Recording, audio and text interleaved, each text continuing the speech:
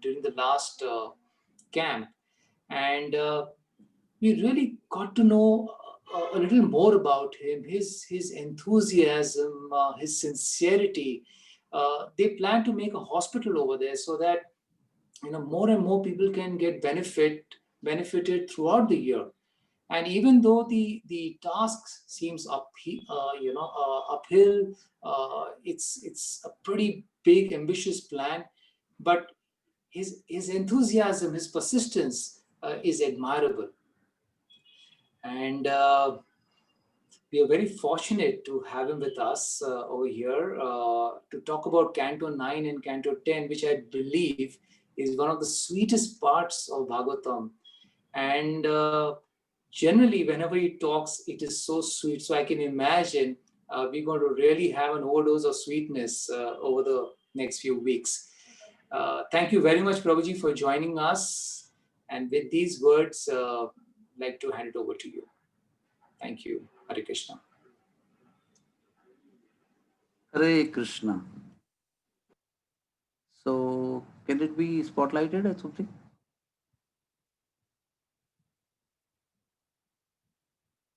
Okay, thank you.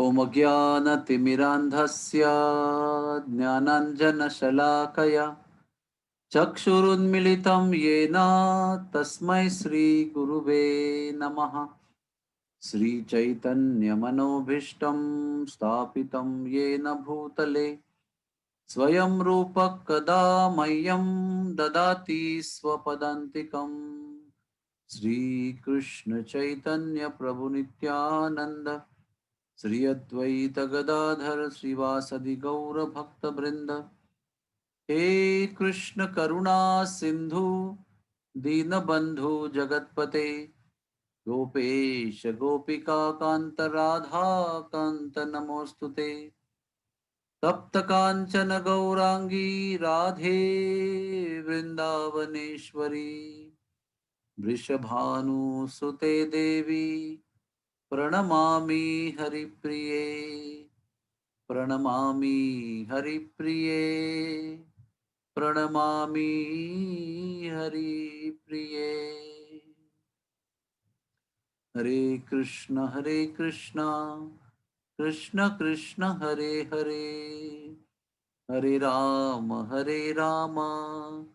Rama Rama Hare Hare. I'm very grateful to all of you, the Pavitra Connect group, for inviting me to speak on the most wonderful subject matter of Srimad Bhagavatam of Canto 9 and Canto 10. And as the scope of these two cantos is very vast, we will extend our turns so that we can try at least to our best to do good justice to the message and learning lessons that we are going to come across these two cantos. So ninth canto is like the culmination of preparation to enter Krishna Lila.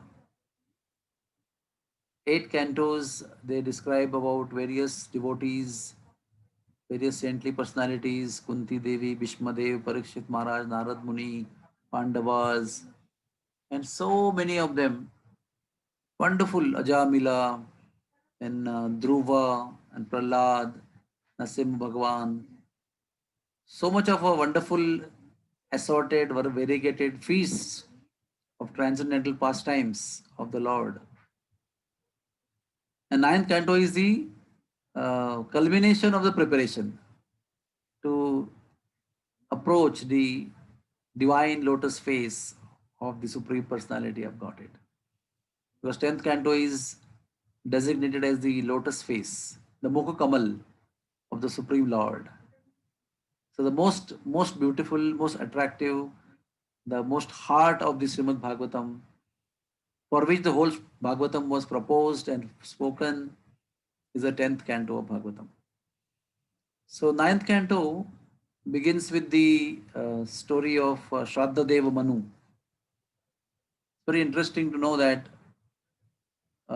Krishna in the form of Vishnu, the Supreme Personality of Godhead in the Aishwarya form, gave birth to Lord Brahma, and Lord Brahma, his mind appeared as Marichi.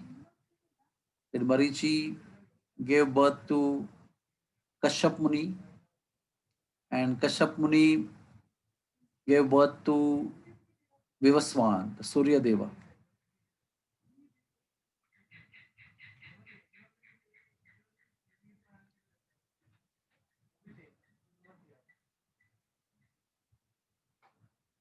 So, sun god Aditya, he married Sandhya Devi, that is his wife, and he gave birth to Shraddha Deva Manu. It's called as Vaivaswata Manu. This Manu is very famous, and he has been referred regularly. Even when I do Agnihotra Yagyas, this Vaivaswata Manu is always mentioned whenever we take the Sankalpa or Muhurta. So essentially what we have to understand is Vaivaswata Manu means the Manu which is son of sun god, that is Vivaswan. His name is Vivaswan. And Vaivaswata Manu is equivalent to Shraddha Deva Manu. That means the son of Vivaswan whose name is Shraddha Dev. So he had no children in the beginning. So Vasishta Muni, who is the also son of Brahmadev, he performed yagya to please sun god and Varuna Dev. And what happened was it was supposed to be a yagya called something called as Putra Kameshti yagya. Putra Kama Ishti, keeping the desire of having son. But Shraddha Devi, the wife of Shraddha Dev Manu, she went and met the Purohit and told the Purohit privately by giving him some extra dakshina right in the beginning of the yagya, and told him to chant mantra for having a kanya, daughter, instead of son. So what she thought was that son will be there. So many things were there. She wanted to have a daughter to take care. She thought the first should be daughter. Although Shraddha Manu wanted a son. And lo and behold, at the right time when the chief Purohit Vasishta Muni told, chant the mantras, he chanted the main Pujari, the second line Pujari, chanted the mantra for a woman, for a girl to take birth. Vashata, the Shabda word is used, Vashata. And Shraddha Devi got pregnant, and she, after some time, 9 months, she delivered a baby girl whose name was Ila. Manu was very unhappy and surprised. He approached Vashishta and asked, and he said, how is this possible? We did the whole sacrifice for having a son, and now we have a daughter. How do we understand this? So Vasishta Muni said, your wife has gone and so-called bribing. She has bribed one of the Purohits, and he has chanted the mantra for woman. So you can imagine the power of mantra at that time. Even if one word here and there will totally change the fruit of the Agnihotra altogether. So then he said, no, I wanted to have son. So you must give me a son.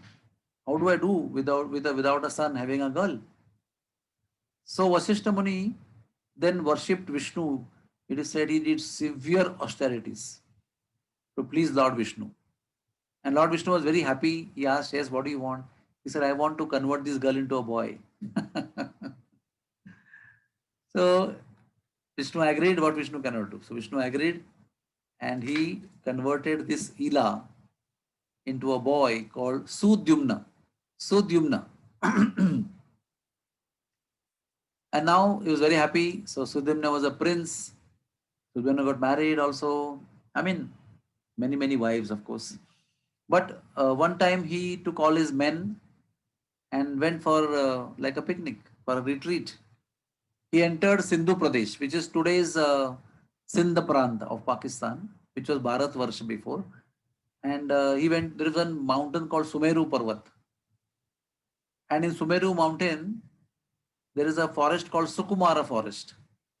Very interestingly, Sukumara forest is the forest of privacy of Lord Shiva and Parvati. Because Lord Shiva, is always surrounded by some saintly people, some bhutas, pretas, ganas, always trying to save them, try to give them mercy. So Parvati said, when are you going to give time to me?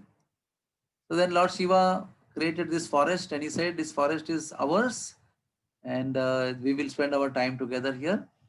So one time she was in very private situation with Lord Shiva, and suddenly many sages entered as usual to meet Lord Shiva, who is their Lord of renunciation. So Parvati became very embarrassed and she wanted to run away from that place and she was very upset. So looking at the awkward situation, the sages just turned their face and went away. And Parvati was very upset with this intrusion in their space, in their privacy. So to pacify and to appease Parvati Devi, Lord Shiva said, because she was about to get enraged. So before she got enraged, he gave a boon to her that in this area of Sukumar forest, if any man comes in, he will turn into a woman and you will not have so much embarrassment if women are around. So this was the pacifying activity of Lord Shiva towards Parvati. And then of course they used this forest many times to be in privacy. But the curse was not that only when they were in privacy, the men will become women. The curse was that whenever the men will enter this forest, they will turn into women. So this Sudumna, with lot of men, without having knowledge of the situation, he entered this forest. And as soon as he entered this forest, he turned into a woman. His horse became a mare, that is she horse. His all men became women. And they were so embarrassed. You can imagine the Kshatriyas if they suddenly become women. I remember the same thing happened to Kamsa. When Kamsa came to Varsana at the Bhanokar, he turned into a woman by the power of Radharani's influence. And his horse also, his black horse also became a black she horse. And 6 months he remained there because as a Kamsa, who is the conqueror of all direction, he could not go back to Mathura in that condition because of embarrassment. And he was so upset to be there because all the ladies were clapping and clapping and tapping and making fun of him. So 6 months he stayed there, making the cow dung cakes of the cow dung and Braj Raj. So similarly, for a great personality who is like a prince of the whole Aryavarta, suddenly if he becomes woman in the middle of nowhere, it's so embarrassing. He couldn't go back to his kingdom. And that not only himself, but all the men who came, all of them became beautiful girls. So now what to do? He continued walking as a beautiful girl now. Before he was Ila, then before she was Ila, then she became he, Sudumna. Again, Sudumna became a girl. Now, this beautiful girl with so many beautiful girls is wandering in the forest and she goes at outskirts of Sukumara forest. And then what happens? There is a personality called Buddha. We call Wednesday Budhvar. So that personality called Buddha is the son of moon god or Somadev. Somadev is son of Anasuya and Atri. So Brahma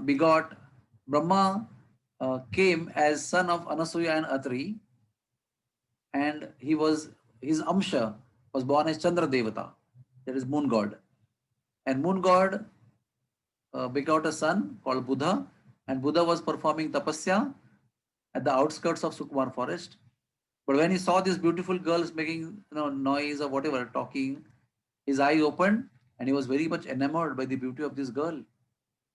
So he united with her and a son was born called Pururava. That's very interesting.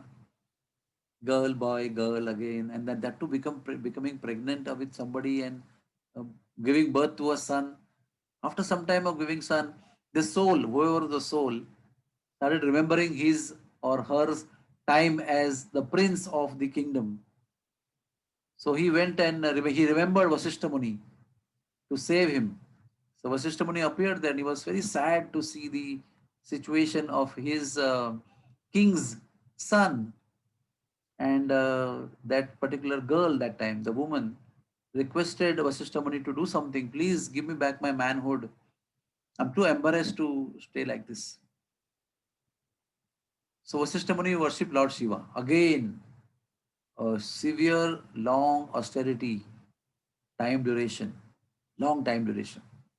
And Lord Shiva was pleased, and Lord Shiva appeared there. So Vasishtha Muni said, please, please, because of entering in your private forest, he has become a girl, woman. Please give back his manhood. Now Lord Shiva was in little embarrassment because he had given this curse or whatever benediction, curse to other men and benediction to Parvati Devi to please her, to pacify her, to appease her. So he just cannot nullify the whole thing, that what Parvati will say. So he said, keeping Parvati in mind, my promise to her, I have one solution, that I will make this soul a man for 1 month and a woman for 1 month. It's very amazing actually. Very surprising, very bewildering. Somehow he wanted to become a man for some time, so he accepted that. And for 1 month, he would go back to his kingdom and he would wear kingly dress and he would rule the kingdom, run the kingdom nicely. And after the end of the 1 month, he would become woman. Then he will start wearing dresses like we ladies and he would vanish from the front line.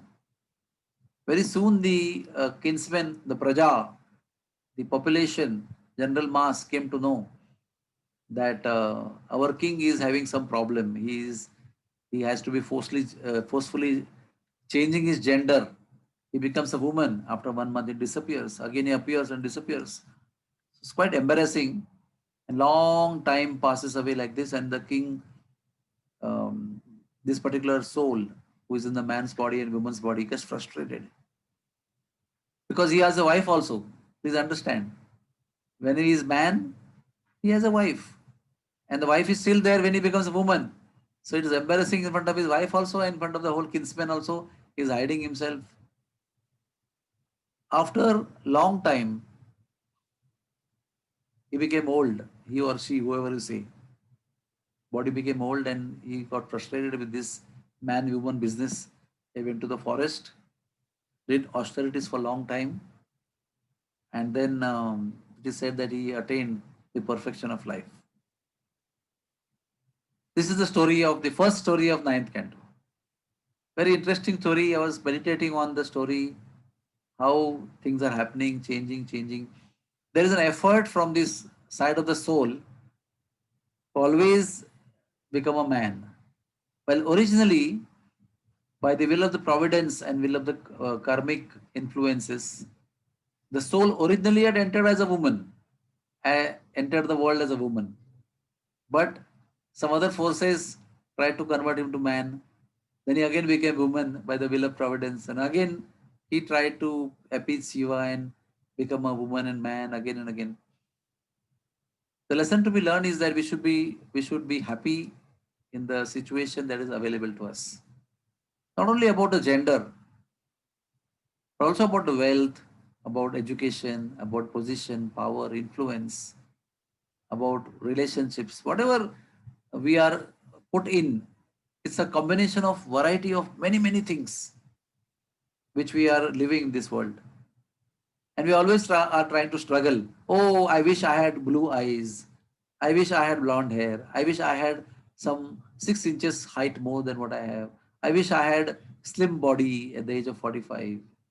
So many things. Oh, why my hair became gray so fast. I wish I had some more time of gray hair as I'm so young and enthusiastic. And why my stomach is so upset all the time. I can't take spicy food. I only have to eat mild food. So there are so many situations in life we are not happy with. And we are always trying to change that by going to beauty parlor, going to doctor, going to do yoga or master trainer or diet or so many things. And here what is discussed about is about the gender. Now you can imagine, even in today's world, there are so many people who are doing surgeries to change the gender, to become a man into a woman, woman into a man. The woman, mainly the women, think that they should not be like women, subdued by men. They want to become men. And there are men who cut off their organs and they want to become women. And they worship womanhood and they pray that they should become women. They took so many hormones and do injections to become feminine. So what is all about? Whether changing gender or changing economical situation or changing family situation or changing situation of influence is just being unhappy with the Lord's arrangement. So if I would say in Hindi, it is said that भगवान की दी हुई व्यवस्था में संतोष करना चाहिए. We should be not only peaceful, but we should be happy. And not only happy, but we should be grateful in whatever arrangement the Lord has provided us. It's interestingly, even though Sudyumna was trying to again and again become woman or man, whatever, he's called as Mahatma. Why? Because finally he understood the will of the providence and he performed austerities to attain the perfection of life, which is achieving the devotional service to Supreme Personality of Godhead. One thing we should note from this story is that man or a woman or a eunuch, if it is human, that particular body is eligible and equipped enough to attain the Supreme Personality of Godhead in this very lifetime. So the soul, which is in the body of a man or a woman or born eunuch or made eunuch by the surgical arrangements, as long as it is human, that body is equipped enough to attain the loving devotional service of Supreme Personality of Godhead. That is what is most important. So whether we are man or woman by the will of providence, we should know that Manushya Janma Paiya, Radha Krishna Na Bajiya, Janiya Suniya Vishakainu. And Manushya Janma, Durlabha Manava Janama Satsange Taro E Bhava Sindhure. So this particular story is very instructive of Srimad Bhagavatam, otherwise it would not come in Srimad Bhagavatam. Srimad Bhagavatam, all the stories which are there are Amala stories. Amala means there is no contamination of three modes of material nature. It only talks about transcendence, Divya Guna. So it is said that, again in Hindi I will say, आत्म कृपा के बिना बाकी सारी उपलब्ध कृपाएं व्यर्थ हो जाती है. What does that mean? We have to be merciful to ourselves. And how do we become merciful to ourselves? By being satisfied, by being happy, by doing justice of the purpose, justice to the purpose of human life. We have power, we have influence, we have education, we have beauty, but we choose to be unhappy. That means we are not merciful to ourselves. If we are merciful to ourselves by being happy and satisfied, and being satisfied is the purity of the mind. When is mind called purified? When mind is satisfied. And when mind becomes satisfied and grateful, then all the merciful situations become meaningful in life. Otherwise, if mind is not satisfied, all the merciful situations that are there, like wealth or beauty or position or power or education, all those things become waste if the mind is not satisfied. Let us all strive to accept the arrangements of the Lord as perfect, be happy and satisfied, and be grateful for that.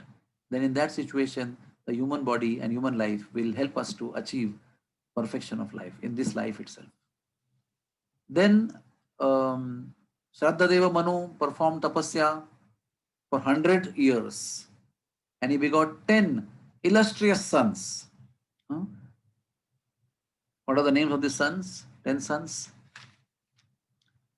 Narayan, Nabhi, Kamal, sorry, I will explain. Ikshwaku, Nriga, Sharyati, Dishta, Drushta, Karushaka, Narishanta, Prashadra, Nabhag, and Kavi. These are the 10 sons. So one son is explained as Prashadra. Prashadra, his story is very interesting. Small story, but very interesting. He was a great servant of cows. And he chose to be in the ashram of his Muni, his Guru, Vasishtha Muni. So as a brahmachari disciple, he was put into the seva of cows and he would sit in Virasan and whole night he would protect the cows. He was a great devotee of the cows. One time, one tiger attacked, because generally these wild animals attack in the night, especially cows and especially calves, baby cows and baby bulls. It was pitch dark, the tiger attacked, and it was raining, it was lightning. Suddenly, in the lightning, he saw tiger has come. So it is said that he threw the sword in such a way, aiming at the temporary vision of the tiger which he saw in the light of lightning. And he threw, but by the time he threw, the situation moved. Tiger also moved, the cow also moved, who was he had captured a cow he was dragging. So when he saw in the lightning light, he threw, but the aim was different because they moved. And what happened? The sword only cut the ear of the tiger, but cut the neck of the cow, and the cow was killed. Cows was beheaded. The cow was killed, and he didn't know anything because it was pitch dark in the night. Only in the morning he came to know that I killed the cow, and the tiger escaped out of fear, having his ear cut. Vasishtha Muni got up in the morning and he saw that this Rajaputra Prashadra has killed the cow. Although he was in angry mood, Prashadra was not intentionally, he had not killed the cow intentionally. But still Vasishtha cursed him that you will become Shudra in the next life. And he cast him away from the ashram. Get out of the ashram. He was trying to explain that it was in the middle of the darkness, in the night, not intentionally. I wanted to protect the cows. And his record always told that he loved the cows so much. But still, Vasishtha Muni said, you have killed the cow anyways. You are a go hatyara, cow killer. Go away from here. So he left. He maintained his brahmacharya. He wandered in the forest. He focused his mind on Supreme Personality of Godhead. And he attained pure devotional service to Supreme Personality of Godhead, Sri Krishna. And then he wandered as if he was deaf, dumb, and blind. And one day he was wandering like that in transcendental situation, like we had Jad Bharat in the same condition, acting like a madman. And he was wandering in the deep meditation of the Lord, as if he was totally oblivious to the worldly situations around him. And he saw the forest fire coming close to him. He was somehow engulfed in the forest fire. And he was so detached from his body that whether he was in body or out of body did not make any difference. So he did not run away, did not defend, did not do anything. He just continued to do whatever he was doing, and the fire consumed him, and he got liberated and went back to Godhead. Now we will wonder that a person like Vasishtha Muni cursed him to become a Shudra. And here we say that he attained Shuddha Bhakti, pure devotional service, and he went back to Godhead. How is that? So it is explained that the power of pure devotional service is explained over here. It is said that everybody makes mistakes in life. Some intentionally, some people make a mistake unintentionally, and some people make intentionally. But making mistake is common in human life. So it is explained that one should not become morose or depressed by the mistakes that we perform. बड़ी सी बड़ी गलती होने पर भी निराश नहीं होना चाहिए. One should not become hopeless. And why mistakes happen? At least in the case of pure devotees, we have to ask why they also appear to be performing mistakes. Because Lord sends those tendencies of committing mistakes in the life of a devotee who is progressive in the path of bhakti, so that the false ego part of the devotee who is progressive should get smashed, and humility should develop in the place of false ego. In the place of ahankar, there should be humility, which will help the devotee to progress towards the Lord, which Lord very much wants the devotees to progress towards Him. That's why Lord sends this particular tendency of committing mistakes, even in life of pure devotees, so that when they commit mistakes, they immediately become humble. They don't become justifying or explaining they were right, how they were right. They will immediately take humble position. This particular Rajkumar Prashadra didn't argue with his Guru Maharaj. He explained but didn't argue at all, accepted the curse of Guru Maharaj and took shelter of pure devotional service. And another reason why he attained a pure devotional service is because he had really served the cows with genuine sincerity before this event for all this life. So Gau Seva also helped him to attain pure devotional service. And in spite of having curse of a guru like Vasishtha Muni was so powerful, who actually is the guru of Lord Ram in the future, still he could transcend the effects of the curse of Vasishtha Muni and did not become Shudra, but in that very life, at the end of that life, he went back to Godhead. So these are the lessons that we learn. Then the third story, which comes immediately after this story, is the story of Chavan Muni. Now, as I told you, there were 10 sons. One of them was Sudumna before, then after that 10 sons, and one of them was Prushadra. Now we talk about the son called Sharyati, another son of Vaivasvata Manu or Shraddha Deva Manu. Now he had a beautiful daughter called Sukanya. It's a very small story, but very interesting story. And he brought this small, beautiful girl one day in the ashram of Chavan Muni. And Chavan Muni was very old, having hanging skin and so many things.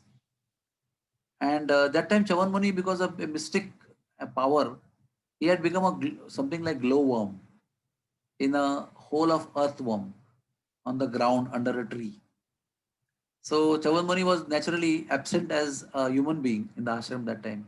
So this king and his daughter were sitting and waiting for the Chavan Muni to appear. And lo and behold, the princess, Sukanya was sitting right at the bottom of that same tree. Under the tree, there was an earthworm hole. And in that, Chavan Muni was in the form of a sparkling worm. And it's found very interesting for Sukanya. So Sukanya took a straw and she pricked that particular sparkling light, which is all very interesting. It was not light, it was Chavan Muni himself. So because of that offense, because of that spark started bleeding immediately. So she was very scared. She understood something, she did something very wrong. And because of that offense, all the king's soldiers, including king, they stopped having any movement in the intestines. All their movements got stuck, and they were totally constipated, and they couldn't pass any urine or stool. They were really, really in miserable condition. And at that time, then Chavan Muni appeared as a human being, and he inquired, "Who did this?" So that time, King Sharyati came to know that now Chavan Muni will curse, and then we will be in great difficulty. So immediately he bowed down with his daughter to Chavan Muni, and he put his daughter in front. And Chavan Muni, very very what do you call, with some indicatively asked King Sharyati, "Is this girl married?" So Sharyati got the hint that he would like to get married with this beautiful young girl, although his body was very old. Huh? So what to do? To avoid the curse on him and his daughter, Sukanya immediately accepted that if this Chavan Muni is appeased from the position of being angry right now, but if he's appeased, if he's happy and pleased, then I will be saved from the curse which is expected to come. So immediately they got married, and Sukanya was very beautiful, but unfortunately Chavan Muni was very, very, very old. It is explained that he had hanging skin, wrinkles, loose skin, white hair, visible veins all over the body. So he was not very happy that he was not able to enjoy her nicely. So then one day, two demigods, doctor demigods, Ashwini Kumars, they came to the ashram of Chavan Muni.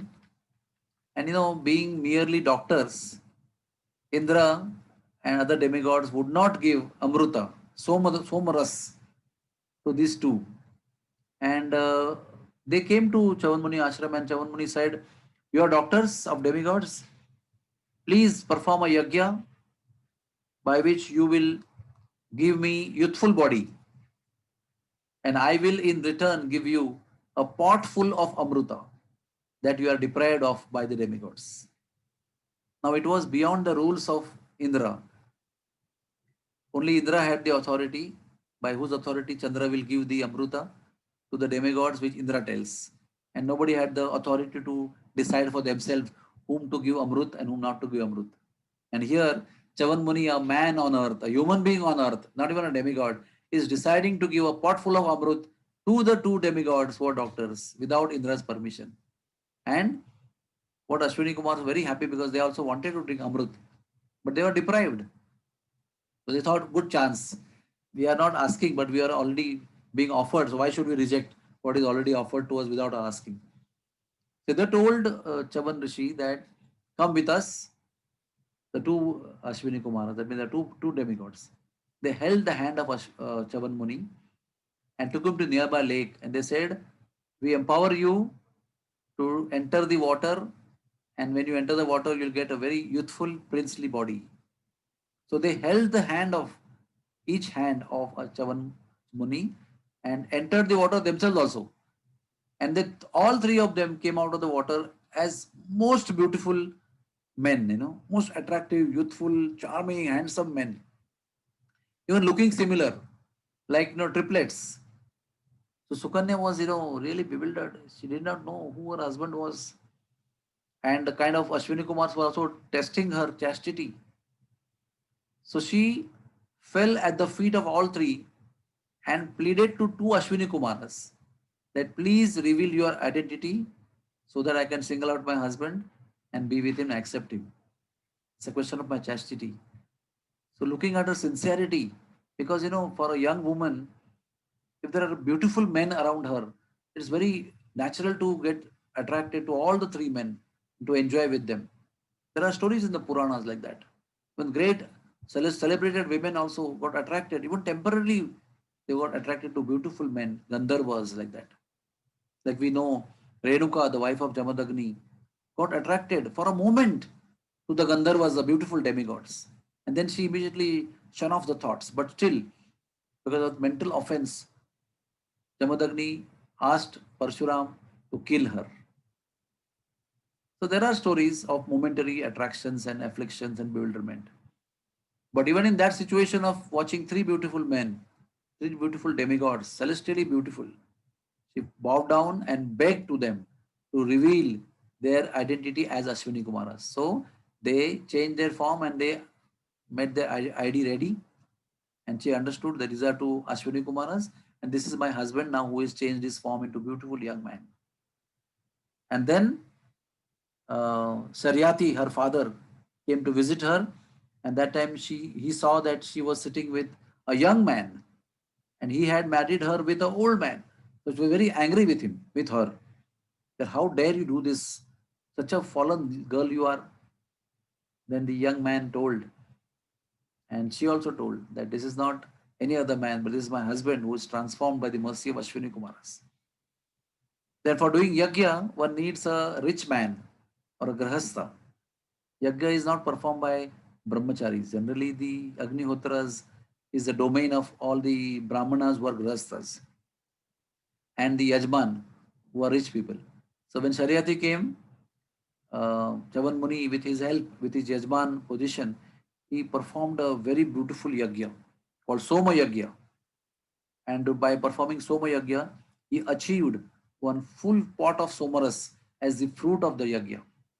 And he offered to Ashwini Kumaras.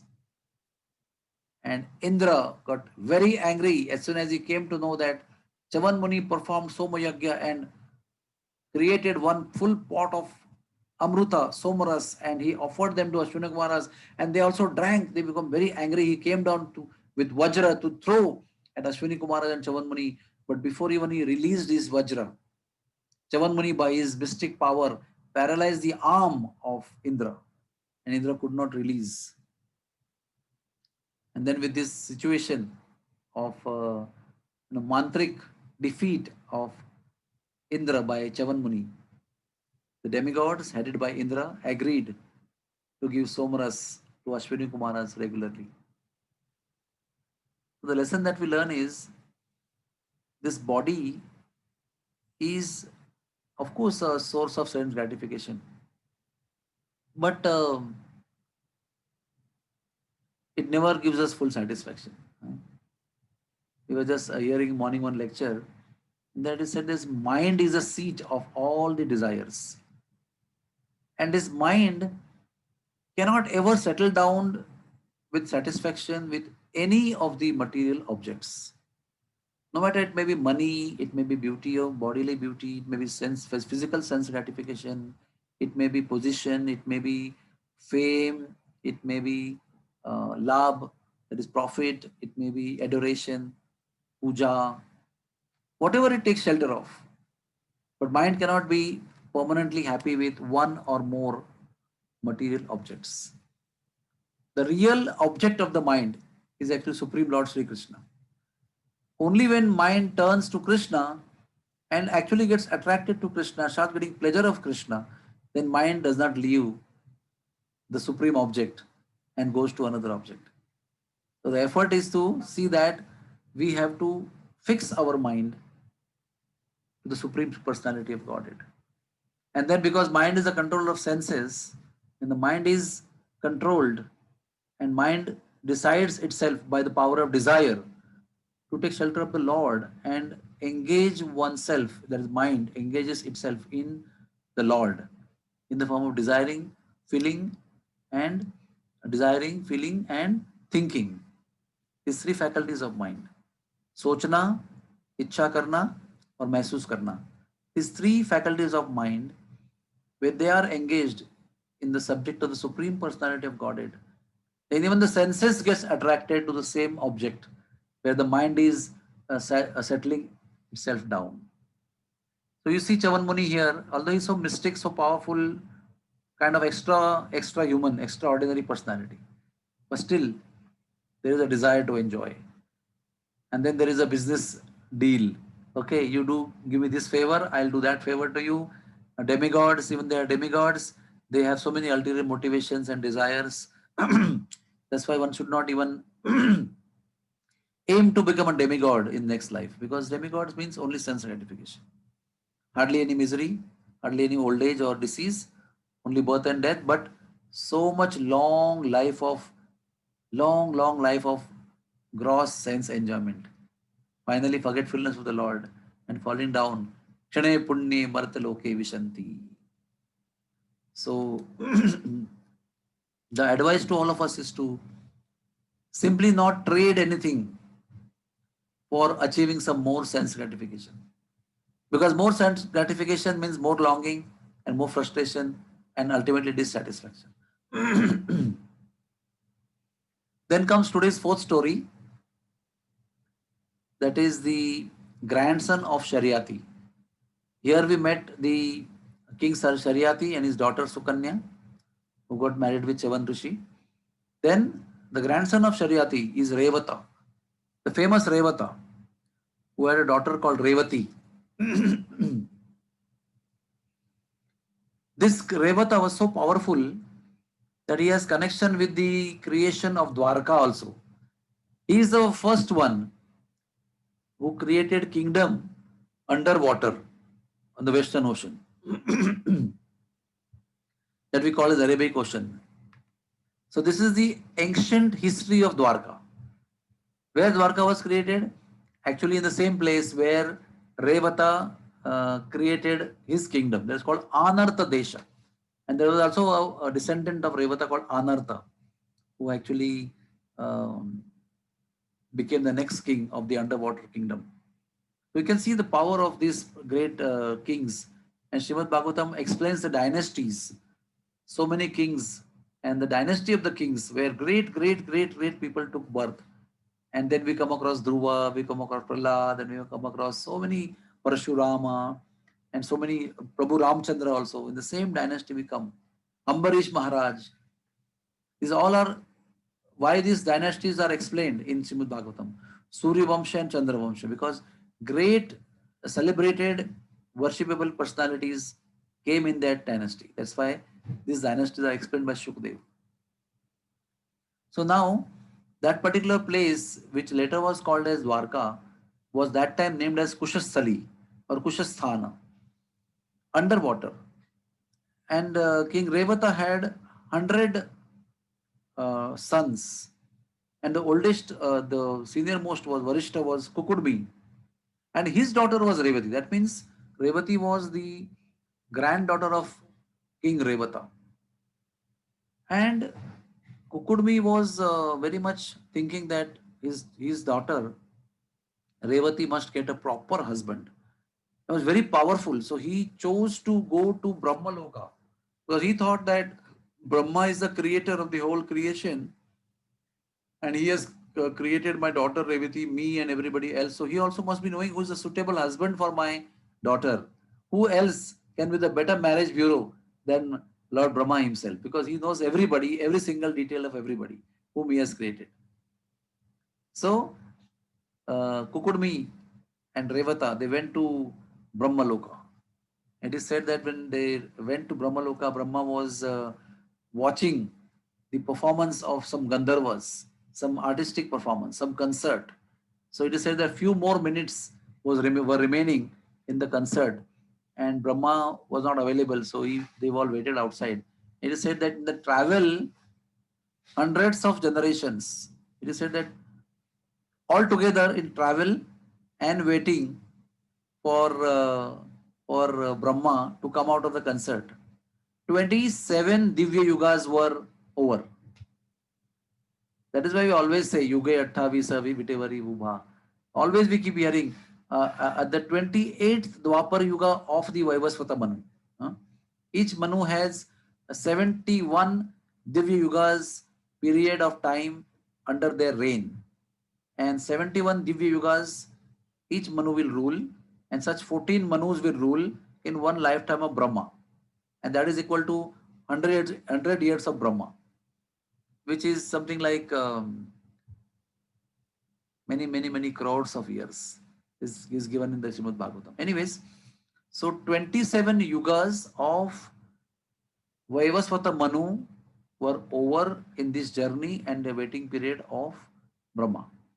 Then Brahma came out and the discussion took place. Kukudmi asked Brahma, "This is my beautiful daughter Revati. Please tell me who is the best man to marry with for my daughter." Brahma laughed and Brahma said, "Oh, you have come to me, Brahma Loka, to find out 27 generations, all the worthy boys who were eligible to get married with her are all passed away. Now, the 28th Dwapar Yuga, 28th Divya Yuga is going on. In that 28th Divya Yuga, Dwapar Yuga is going on, and Lord Krishna and Balram are performing their pastimes on earth. And the older brother of Lord Krishna, Balaram, is the most eligible son-in-law for you, a husband for her. So please go down." So very swiftly they went down. At this time, I don't understand that how did they manage to go so fast. But maybe it could have been going, coming and waiting altogether was 27 yugas.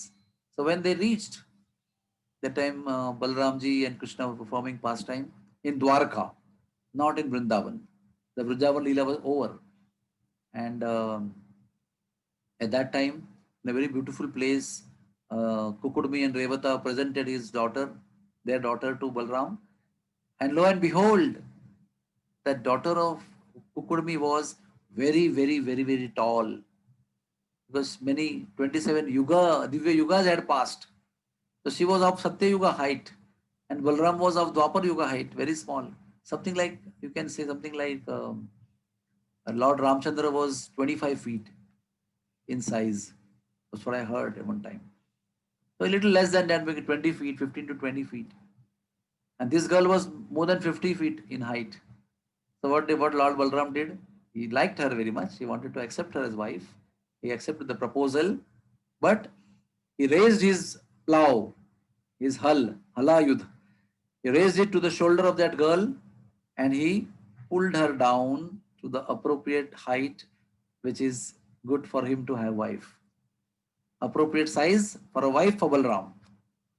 And after bringing her down to the appropriate height, he married her in a very ceremonious way. And thus ends the story of the fourth story of ninth canto. So you can see that Ninth canto is very interesting canto. It is a father's desire to have the best of best husbands and best of best way, best of best marriage bureau. I will connect so that I will not give my daughter to any person who is not eligible to marry her. I want to give my daughter to a son, to a boy who is perfectly fit for her. So he went to the Supreme Master, that is Brahma, and got advice from him. And he got the advice and he found the best of the husbands for his daughter Revati.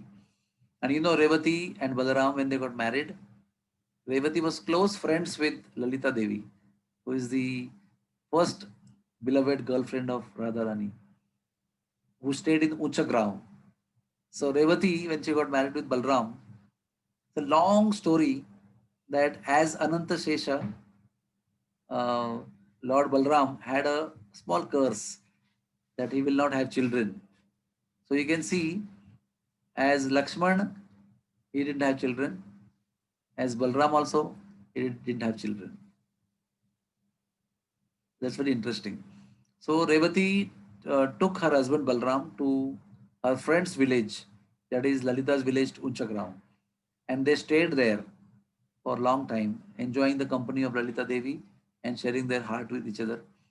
That's why we find Revati Balram Mandir in Unchagram, in Lalita's hometown. And it is Narayan Bhatta Goswami, who is the incarnation of Narad Muni, who came about 400 years back.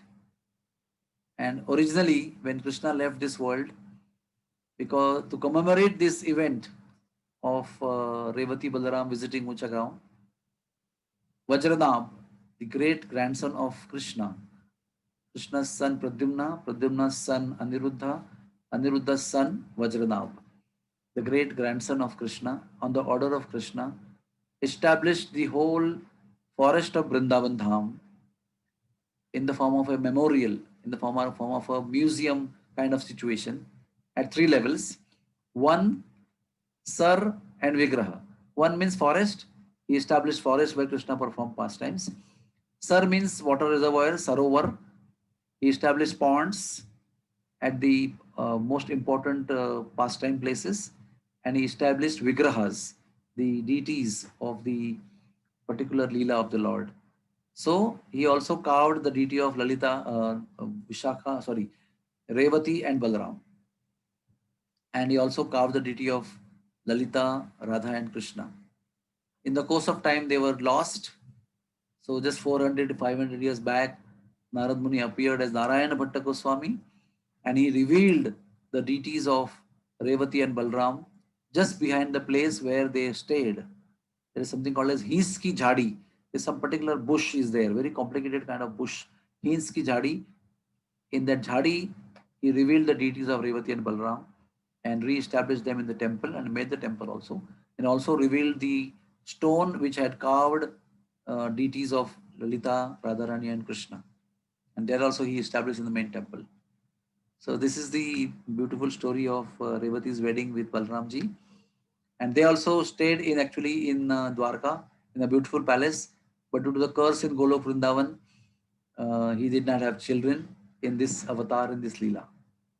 Hare Krishna, Krishna Krishna, Hare Hare. Hare Ram, Ram Ram, Hare Hare. So next time we will talk about the charitra of Ambarish Maharaj. It's a very beautiful charitra. But we should understand that the ninth canto is called as Ishanu Katha. Ishanu Katha means the stories of the choicest devotee of Lord Krishna. Ish means Krishna and Anu means Anuyai or Anuchar. And it is said that amongst the beautiful Ishanus of ninth canto, Ambarish Maharaj is called as Sumeru. And this Sumeru is covered by both sides with two jewels. And these two jewels are called as Ram and Krishna. And Lord Ram is covering Ambarish from one side. Why? Because Ambarish has taken birth in Surya Vamsha, where Lord Ram has appeared himself.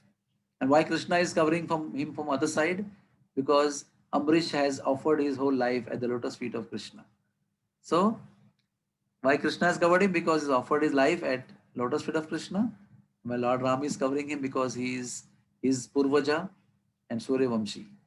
So we will wait till next Monday to hear the beautiful pastime of Amrish Maharaj, Ambarish Charitra.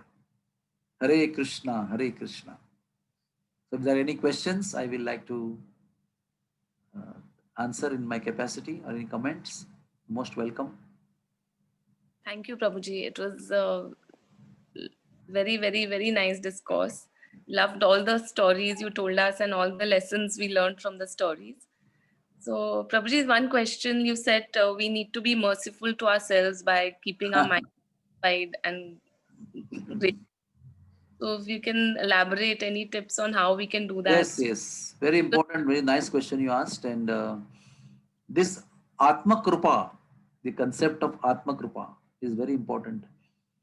Because mostly when we say Kripa, Karuna means we consider others. Others are the recipients of the mercy.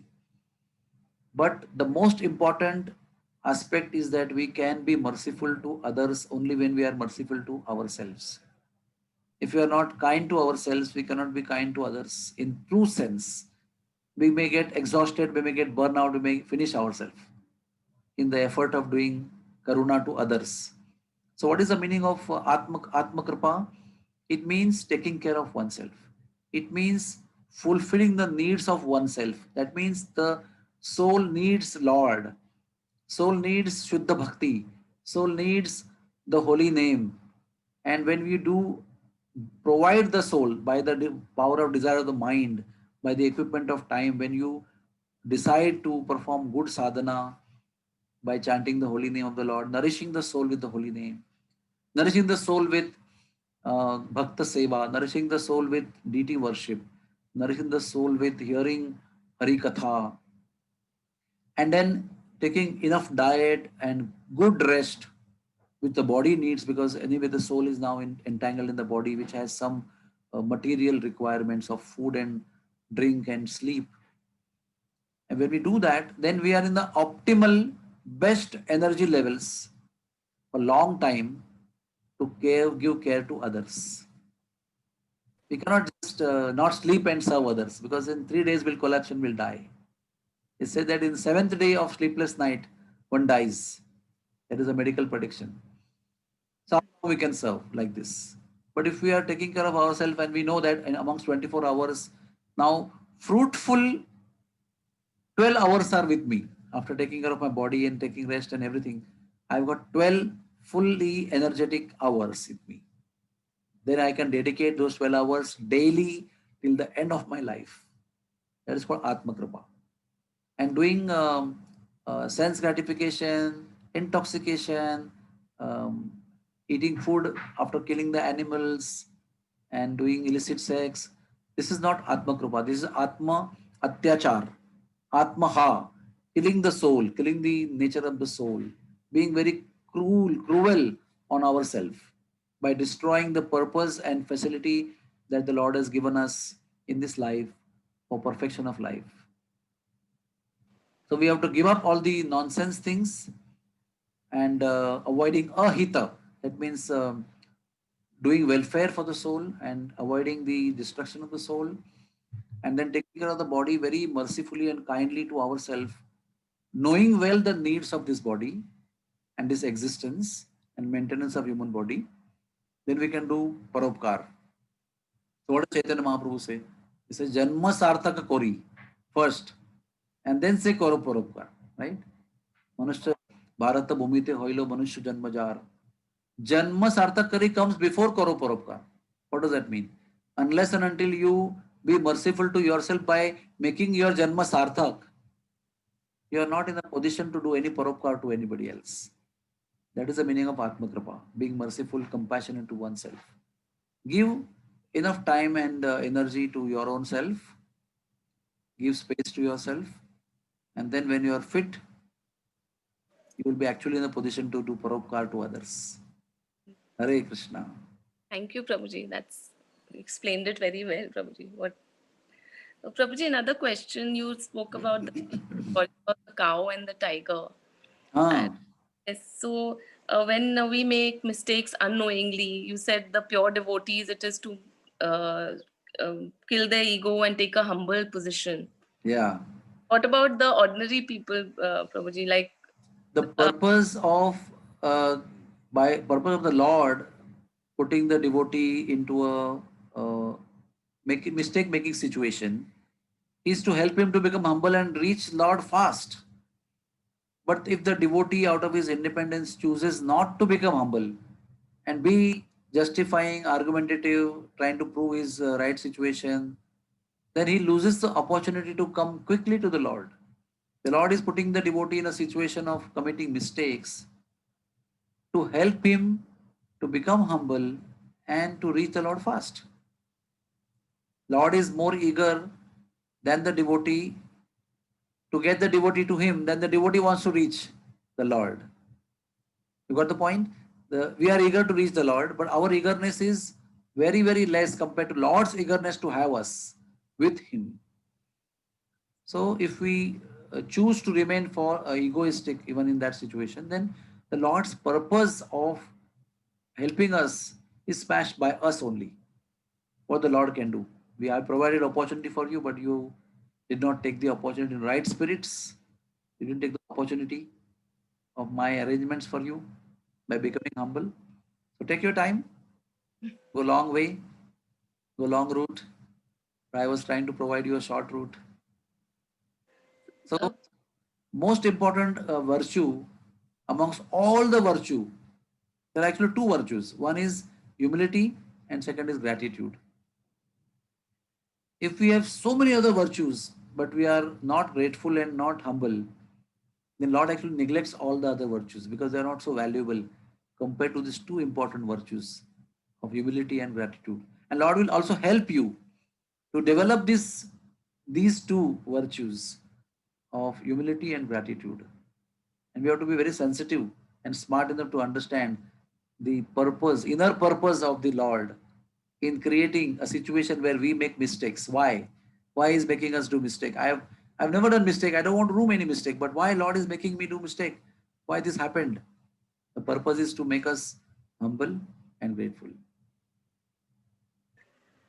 Sometimes Prabhuji just connected to this when we feel okay, it's not our mistake, like we are sure about it, or and we um, take that position of not arguing and not justifying ourselves, even though we know that we have not, in our heart we know we are true, like we've not done anything wrong. But that time also we should be like not uh, correct the person, or See, if it is demeaning to only myself and not at all demeaning to my spiritual master or my devotional institute or my sampradaya, then we should just keep quiet. If only my position or ego is involved in that. But wow.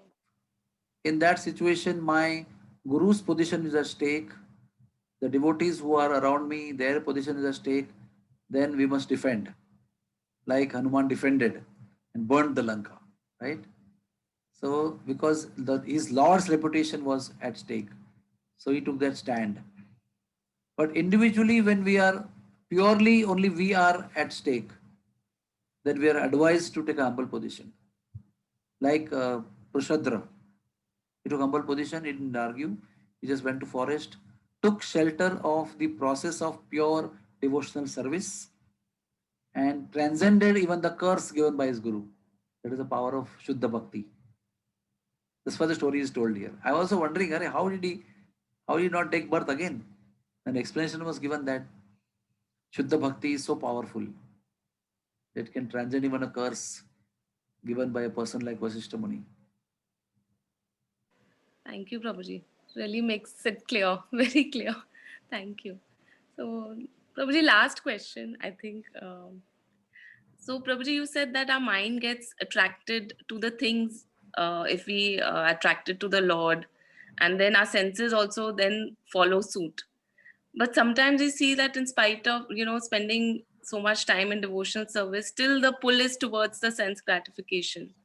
Uh, so why does that happen? Like you're trying so hard, you're getting attracted to the. You may say that we are trying so hard, but our hard effort is not 100%. According to you and me, I may think I'm trying so much hard.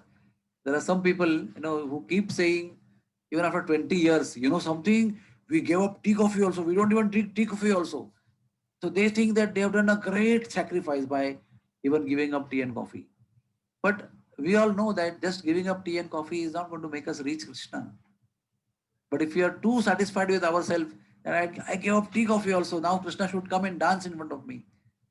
So it's not happening, going to happen that way. Our sacrifices and efforts have to be certified by the Lord and His devotees as 100%, and not by us that I am doing such a hard work. No, others should say that he is doing such hard work, and the Lord should feel yes, genuinely he is doing such hard work. Then when Lord is convinced that you're doing hard work, you will have no more attraction to sense gratification. The attachment of sense gratification is there because of millions of lifetimes of cultivation of habit of sense gratification. And in this lifetime, in 30, 40 years, you want to match up with all that, cancel all that, and develop love for the Lord. It's a very not a proportionate understanding. To understand that my efforts, when they are coupled up with the mercy of the Lord, then they are valuable. And the mercy of the Lord will come and join our efforts only when we are very humble and very sincere and very dedicated. Yashoda Devi was very dedicated. So she did prayas. And then Krishna's mercy came, then only she could bind Krishna. Her prayas was very sincere, not out of ego. Similarly, we may try, of course, our effort also is tiny, even though it is 100%, it still remains tiny because we are tiny, we are insignificant. Our efforts also, even though they are 100%, they are also insignificant. But when they are sincere and 100%, it attracts the mercy of the Lord. And then when the Lord is convinced that you have given up yourself completely, then the attraction of sense gratification will go away by the mercy of the Lord, not by our own efforts. Thank you, Prabhuji. Thank you so much, Prabhuji, for today's class. It was beautiful. And the Pavitra team thanks you to honor us with your presence on the platform, Prabhuji. Anybody else would like to ask question?